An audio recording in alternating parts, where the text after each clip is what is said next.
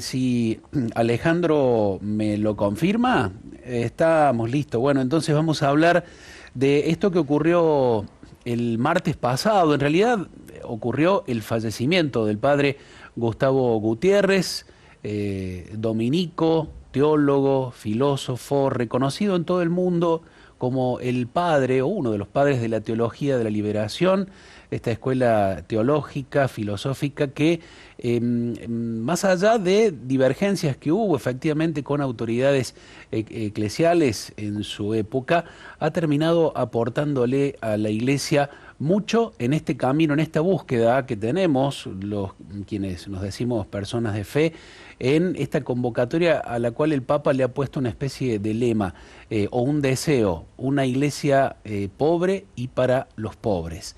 Para hablar de la vida, de la obra, del legado del padre Gutiérrez, está con nosotros conectado el padre Rafael Velasco, que es provincial de la provincia argentina-uruguaya de la Compañía de Jesús, quien en el año 2013 era rector de la Universidad Católica de Córdoba y desde esa responsabilidad impulsó la distinción del padre Gutiérrez con el doctorado honoris causa de esa universidad. Saludamos al padre Rafael Velasco. Rafael, ¿cómo estás? Buen día. ¿Qué tal, Javier? Un gusto saludarte, un gusto estar en el programa. Perdón por la demora, pero estoy aquí en Posadas haciendo visita canónica como provincial y tuve alguna demora, pero un gusto estar saludarte a vos, Javier. Te agradecemos, Rafael. Estamos aquí con Cristian y Carolina, interesados en que nos compartas, Saludos para digamos, ellos, tú. para Cristian y Carolina también. Gracias. Gracias. Interesados en que nos compartas, padre, tu mirada acerca de toda la obra, la vida, el gran aporte que hizo el padre Gutiérrez, pese a los desafíos que afrontó para la iglesia en este camino, ¿no? De ser una iglesia pobre y para los pobres. Sí, la verdad que la figura de Gustavo Gutiérrez es como una figura emblemática para la teología latinoamericana y para una época de la teología de Latinoamérica, ¿no? Él siempre decía que él no era el padre de la teología de la liberación, sino que era el que le había bautizado, que le había llevado la pila del bautismo, porque con su libro, en 1971, Teología de la Liberación Perspectiva, toma nombre ese movimiento teológico que empieza como una lectura del Concilio Vaticano II desde Latinoamérica. Si uno lee los documentos del concilio, poco se habla de los pobres, pero es la apertura de la Iglesia a la cultura, al mundo moderno, y esa traducción del concilio se da en Medellín, se da un documento de San Miguel, Buenos Aires, luego Medellín, bueno, más adelante Puebla, que significa una lectura del Evangelio desde la realidad de los pobres, ¿no? De la realidad de Latinoamérica, y que ha aportado muchísimo, como vos bien decís, a una mirada de la Iglesia desde los pobres, ¿no? Que el Evangelio no es neutral, y lo señala Jesús, ¿no? ¿Dónde me quieren encontrar? Tuve hambre, me dieron de comer, tuve sed, me dieron de beber, ahí. Y como el desafío de leer desde ese lugar la fe y vivir la fe, que claro, al principio le trajo problemas de comprensión, más bien por este utilizamiento. Yo le escuché una vez a Gustavo Gutiérrez que decía, bueno, ¿qué quieren que utilice? Si dice Descartes, dice pienso, luego existo, pero eso no le sirve a la gente que en Latinoamérica. En cambio, Marx dice que es problema de injusticia. Esa interpretación sí sirve para leer la realidad latinoamericana, ¿no? Pero bueno, tuvo problemas con la Congregación para la Doctrina de la Fe, en el momento que Ratzinger era el prefecto de esa congregación, pero bueno, luego incluso Müller, que fue el que lo siguió a Ratzinger, escribió un libro con él, ¿no? Tiene libros escritos en conjunto, Müller y Gustavo Gutiérrez, claramente en este movimiento de la Iglesia con Francisco, el aporte de la teología de Gutiérrez, de Sobrino, de tantos otros, de Guasman, Scanone aquí en Argentina, ha sido fundamental para una lectura del Evangelio y un modo de ser iglesia, ¿no? Padre Rafael Velasco, ¿cómo está? Buen día. Carolina le ¿Cómo le va? saluda, un Buen día, gusto. Carolina. Padre Rafael, me gustaría ir a destacar aquellas cualidades, aquellas características de el Padre Gutiérrez. ¿Cómo usted lo podría definir? Mire, yo creo que una de las grandes características que a mí me ha gustado, me ha impactado, es que él siempre vivió en el barrio. Así que la teología que él hace no surge de un escritorio, como sí otros teólogos, incluso teólogos de la liberación, que tienen poquísima inserción con los pobres. Él vivió siempre en barrios, en el Agustino, en un barrio muy pobre en Perú. Él era párroco, no era teólogo. Empieza a escribir a raíz de su reflexión sobre la realidad de los pobres en Perú. Eso, de hecho, él no era doctor, lo hace el doctor en la Universidad de Lovaina, me parece, y los dominicos lo prohijan un poco para que no, cuando la Congregación para la Doctrina de la Fe empieza a examinar sus libros. Entonces le dan un doctorado que no es por un libro en sí, sino por el conjunto de su obra, y lo hacen doctor en teología. Bueno, yo creo que uno de los grandes valores de Gustavo Gutiérrez es que, primero, sus libros son bastante más leíbles que otros teólogos y que otros teólogos de la liberación. Hubo algún filósofo argentino que decía que en algunos casos algunos teólogos lo que hacían era ponerle un poncho a Heidegger, ¿no? Es decir, leían Heidegger y le ponían un poncho, entonces era la teología latinoamericana, era la teología alemana hecha acá. Claro. En el caso de Gutiérrez, no. O sea, en el caso de Gutiérrez hay una reflexión desde la realidad y una presencia de él desde la realidad de los pobres que le da una calidez a su reflexión teológica que no tiene otros teólogos. Padre Rafael, Cristian le saluda, ¿cómo le va? Buen día. Bueno, ha acuñado una frase que ha quedado marcada para todo el camino de la Iglesia, la opción preferencial por los pobres en esta teología hecha desde la misma vida. ¿Qué alcances y cuál es la profundidad de esa frase, opción preferencial por los pobres, que no queda como una frase, sino hasta casi podríamos decir, y lo adelantaba recién Javier, en torno al camino que Francisco nos viene marcando, opción preferencial por los pobres? ¿Qué implica hoy en el siglo XXI? Tal cual, sigue siendo sumamente desafiante y en algún punto incomodante ese título, ¿no? O ese enunciado, opción preferencial por los pobres. Sigue siendo una opción que desafía a la Iglesia a ponerse cerca de los pobres, los sufrientes, ¿no? Los descartados, y ayudarlos a leer el Evangelio desde ahí, y ayudarnos a hacer iglesia, esto de una iglesia en salida, hospital de campaña. Y sigue siendo una expresión que todavía es bastante contestada por algunos sectores dentro de la Iglesia, ¿no? Hay sectores dentro de la Iglesia que no están muy convencidos de que esto deba ser así, y que esta opción preferencial por pobres sea lo primero del cristianismo, ¿no? Quienes hacen una opción más por lo doctrinal, ¿no? Porque como que la Iglesia es una especie de custodia de un depósito de la fe, un depósito donde uno tiene que estar ahí, alguien tiene la llave, abre y cierra, ¿no?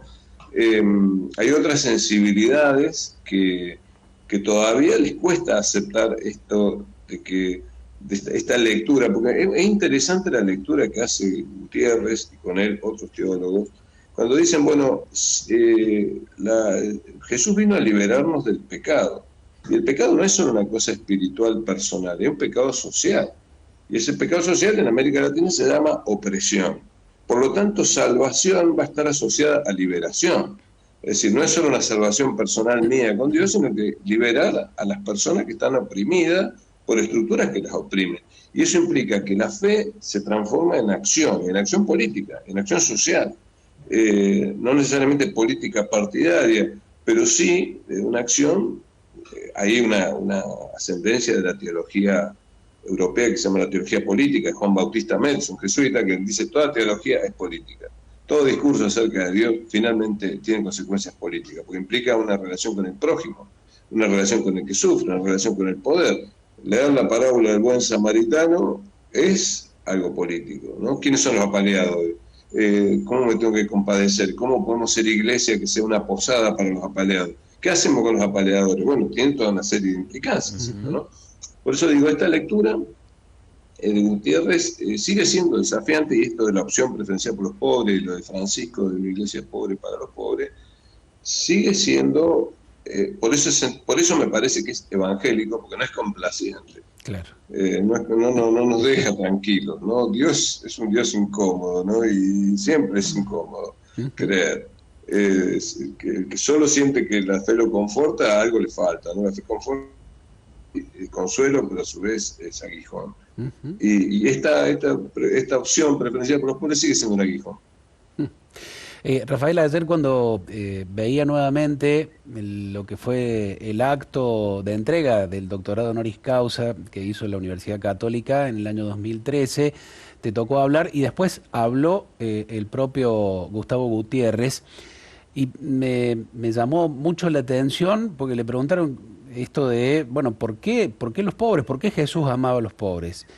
Y él decía, Jesús amaba a los pobres porque eran pobres. Y dijo, no es que los pobres sean buenitos, sean todos buenos, porque además tampoco los que no nos reconocemos con gravísimas falencias económicas, tampoco somos muy buenitos o muy malos. Digo, el tema no está ahí, sino es precisamente porque son pobres y les falta y Jesús los eligió.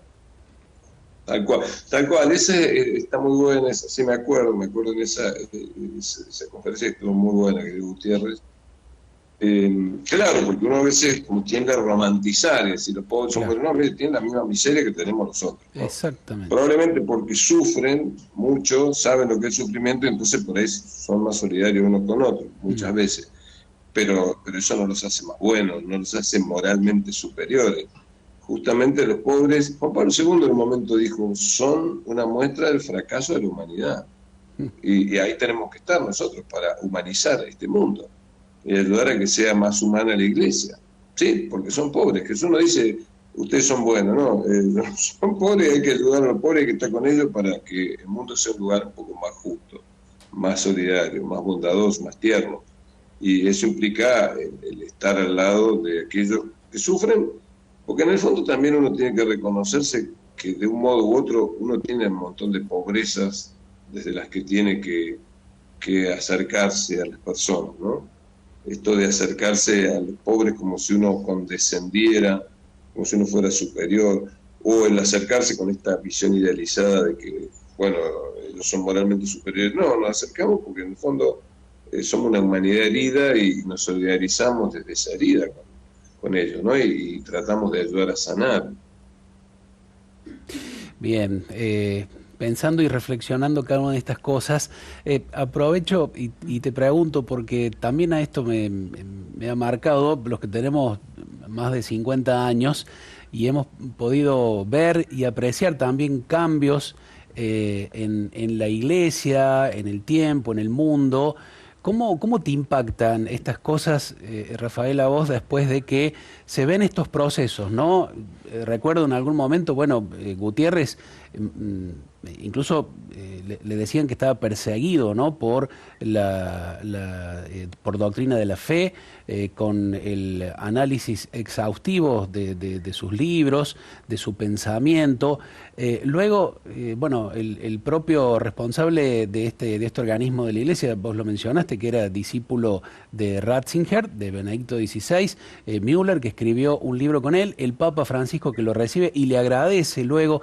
Digo, ¿cómo marca esto? El paso, me parece, de Dios también en nuestra historia, y se va revelando, ¿no?, de distintas maneras. ¿Qué te dice este proceso histórico a vos? Y a mí me dice que las instituciones, en particular la Iglesia como institución, siempre va más lenta en los procesos que las personas que la componen, ¿no? Y que hay algunos que marcan caminos, y porque marcan caminos que pueden ser riesgosos o que pueden parecer más osados, sufren que la institución diga, no, pará, no está bien, ¿no? El escrutinio y a veces el temor institucional, hasta que finalmente la institución lo reconoce. Pasó con los teólogos preconciliares, los que fueron Yves de Congar, Henri de Lubac, que fueron, bueno, el mismo Taylor de Chardin, ¿no? Que fueron, Ratzinger mismo, que fueron observados sus libros, fueron puestos en tela de juicio. A Henri de Lubac le dijeron que no publicara más, a Yves de Congar lo mismo. Finalmente después terminan siendo los teólogos del concilio, Ranner mismo. La Iglesia como incorpora su pensamiento y avanza, y bueno, con Gustavo Gutiérrez y varios teólogos de la liberación pasa lo mismo, ¿no? Primero son observados, son punto incluso estigmatizado, y luego, bueno, finalmente la Iglesia empieza a reconocer lo que hay de Dios ahí, lo profético que la guía, y bueno, sí, son los procesos institucionales también, ¿no? Como las instituciones, si de verdad la institución está abierta a la búsqueda de lo que el Espíritu va diciendo, tiene que ser capaz de escuchar, de tomarse su tiempo para examinar, de no condenar apresuradamente, pero finalmente termina incorporando y avanza, ¿no? Bien, bueno, Rafael, te agradecemos muchísimo. Vamos a volver a la lectura o relectura de los escritos. ¿Alguna recomendación en ese sentido en la obra de Gutiérrez? Recomiendo dos. Recomiendo Teología de la Liberación, Perspectivas, sigue teniendo una grandísima actualidad, que es el libro de 1971. Y después, ¿A dónde dormirán los pobres? Es un textito del 2002, de una conferencia que dio, que es preciosa. También lo recomiendo. ¿A dónde dormirán los pobres? ¿Dónde dormirán los pobres? Bueno. Es precioso ese texto y muy actual también. Hoy están durmiendo muchos pobres en las veredas por donde pasamos, ¿no? Sabe. Así que Totalmente. bienvenido. Sí, el título ya dice mucho. Sugerente, sí. Tal cual. Bien de la realidad. Te agradecemos muchísimo, padre. Les agradezco un montón a ustedes. Que Dios los bendiga. Gracias. Muchas Abrazo grande. gracias. Un saludo.